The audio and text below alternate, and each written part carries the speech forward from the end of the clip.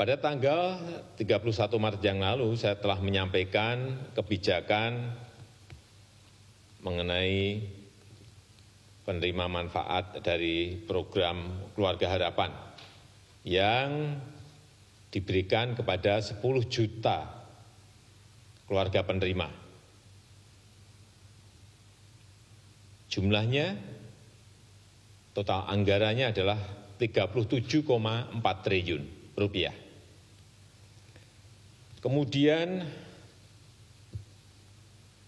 yang berkaitan dengan kartu sembako diberikan kepada 20 juta penerima. Per orang diberikan 200.000 per bulannya dan totalnya adalah 43,6 triliun rupiah. Kemudian kartu prakerja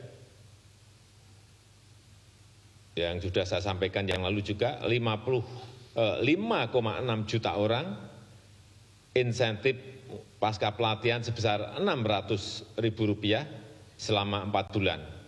Anggaran yang disiapkan adalah 20 triliun rupiah. Kemudian juga pembebasan tarif listrik 450 VA dan diskon tarif listrik untuk 900 VA, yang tadi yang 450 VA 24 juta pelanggan dan yang 900 VA 7 juta pelanggan. Anggaran yang disiapkan adalah 3,5 triliun rupiah.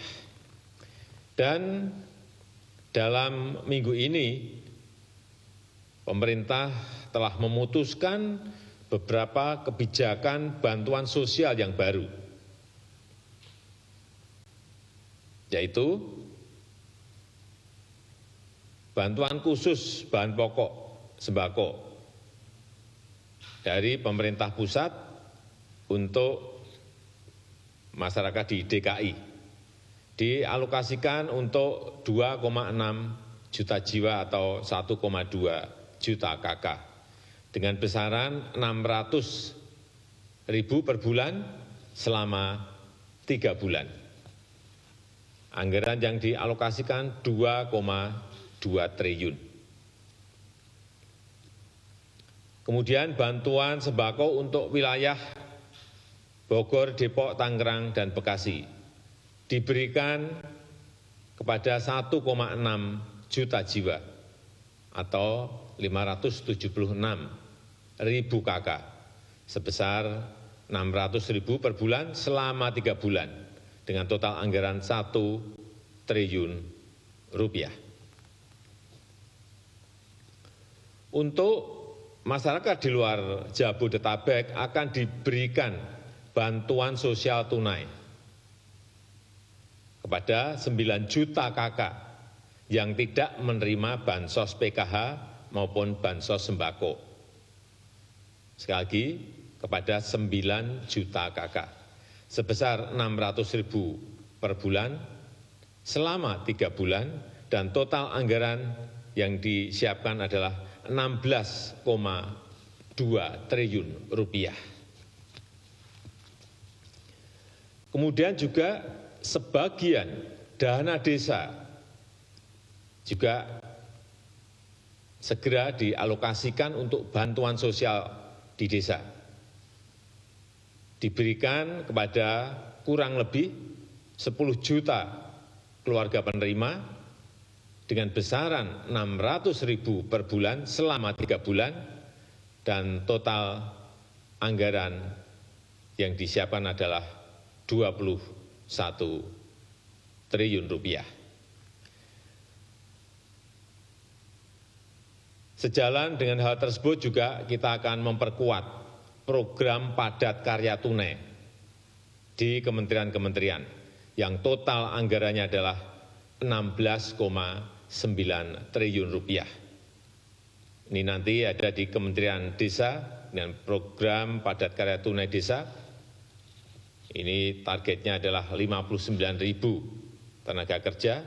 Kementerian PUPR dengan program padat karya tunai juga targetnya 530.000 tenaga kerja dengan total nilai kurang lebih 10,2 triliun rupiah. Kemudian di kementerian yang lain, Kementerian Pertanian, Kementerian Kelautan dan Perikanan, kemudian Kementerian Perhubungan. Dan yang terakhir, Polri juga akan melaksanakan program keselamatan. Ini seperti program Kartu Prakerja, namanya program keselamatan oleh Polri, yang mengkombinasikan bantuan sosial dan pelatihan. Targetnya adalah 197.000 pengemudi taksi, sopir bus atau truk, dan kernet akan diberikan insentif 600.000 per bulan selama 3 bulan. Anggaran yang disiapkan di sini adalah sebesar 360 miliar. Bapak, Ibu, dan saudara-saudara yang saya hormati, saya rasa itu yang bisa saya sampaikan pada kesempatan yang baik ini. Pemerintah akan terus berupaya untuk menyisir lagi anggaran-anggaran yang tersedia untuk menambah lagi bantuan sosial, memperluas peluang kerja bagi masyarakat di lapisan bawah untuk program padat karya. Kita harus sadar bahwa tantangan yang kita hadapi tidak mudah, kita harus hadapi bersama-sama. Saya mengajak para pengusaha untuk berusaha keras mempertahankan para pekerjanya, dan saya mengajak semua pihak untuk peduli kepada masyarakat yang kurang mampu. Dengan bergotong royong secara nasional, kita bisa mempertahankan capaian pembangunan dan memanfaatkannya untuk lompatan kemajuan. Dan sekali lagi saya ingin memberikan apresiasi yang tinggi kepada seluruh jajaran yang bergerak di depan dalam hal ini, dokter, para perawat, tenaga medis yang berada di rumah sakit dalam kita berperang melawan COVID-19 ini. Saya memberikan apresiasi yang tinggi, dan itu yang bisa saya sampaikan pada kesempatan yang baik ini. Terima kasih. Wassalamualaikum warahmatullahi wabarakatuh. Baik Pak, selamat siang. Sudah ada beberapa pertanyaan dari wartawan yang sudah masuk. Yang pertama dari Hani dari LKBN Antara. Pertanyaannya adalah bagaimana sebenarnya kebijakan mudik? Pemerintah terkesan tidak tegas dan tidak satu suara dalam menentukan kebijakan soal boleh tidaknya mudik.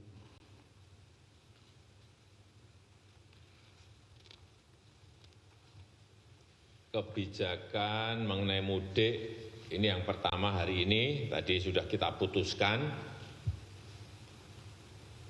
bahwa untuk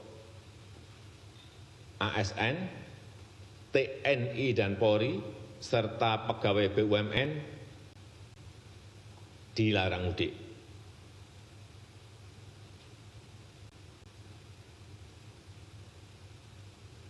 Kemudian untuk masyarakat, kita akan melihat lebih detail di lapangan,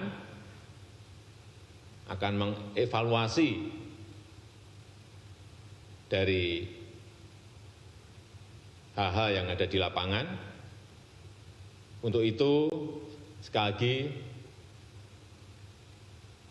pemerintah menganjurkan untuk tidak mudik.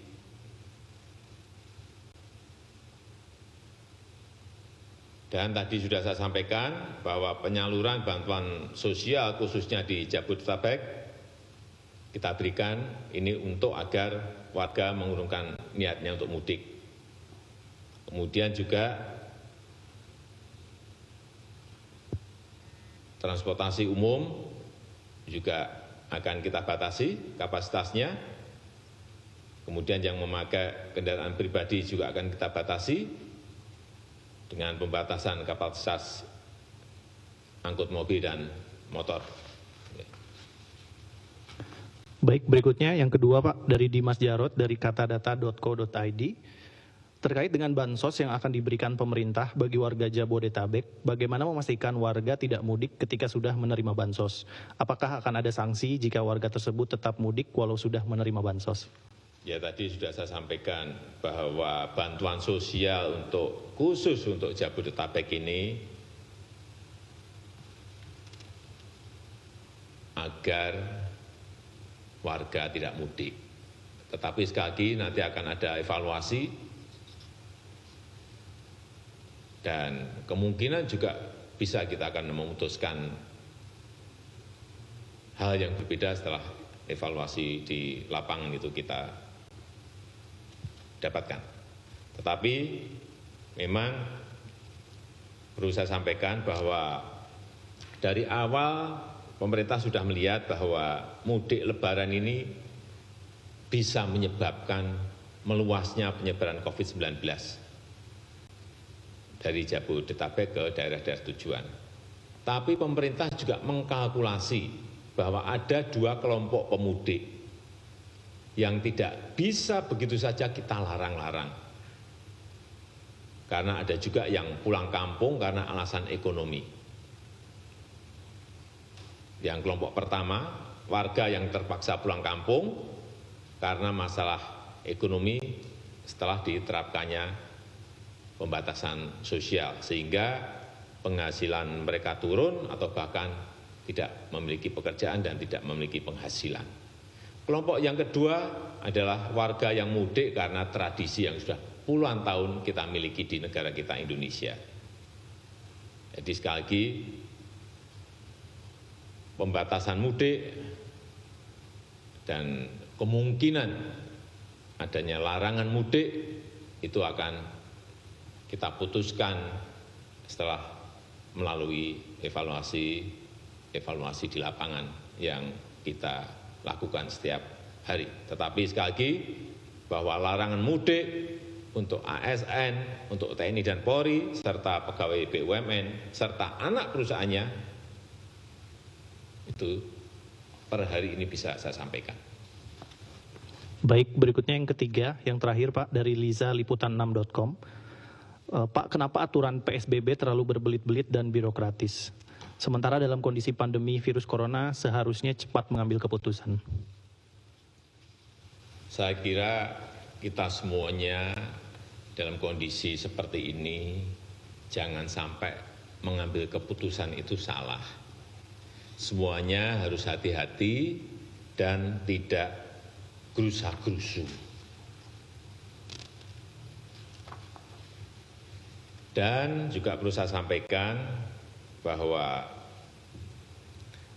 pelaksanaan PSBB ini tidak diberlakukan secara seragam di seluruh Indonesia, melainkan kita ingin melihat kondisi masing-masing daerah.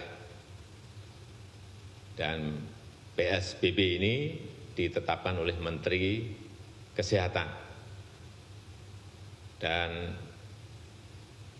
kita tahu bahwa keputusan memberikan PSBB atau tidak, baik itu yang berkaitan dengan peliburan sekolah, penutupan kantor, pembatasan kegiatan keagamaan, pembatasan kegiatan-kegiatan di umum, ini harus melihat beberapa hal, yaitu jumlah kasus yang ada, jumlah kematian di setiap baik kabupaten, kota maupun provinsi. Dan tentu saja didasarkan pada pertimbangan epidemiologis, besarnya ancaman, dukungan sumber daya, pertimbangan ekonomi, sosial, budaya, dan keamanan. Ini penting sekali lagi, kita tidak ingin memutuskan itu gerusa-gerusu, cepat tetapi tidak tepat. Saya kira lebih baik kita memutuskan ini dengan perhitungan, dengan kejernihan, dan kalkulasi yang detail dan mendalam. Saya rasa itu yang bisa saya sampaikan.